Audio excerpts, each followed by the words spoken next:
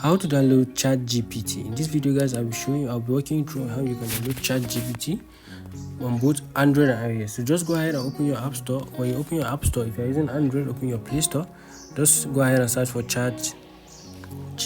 So when you're done searching for ChatGPT, you're going to be seeing multiple of apps claiming to be ChatGPT. Please do not download any of these. The real ChatGPT is the one showing white logo.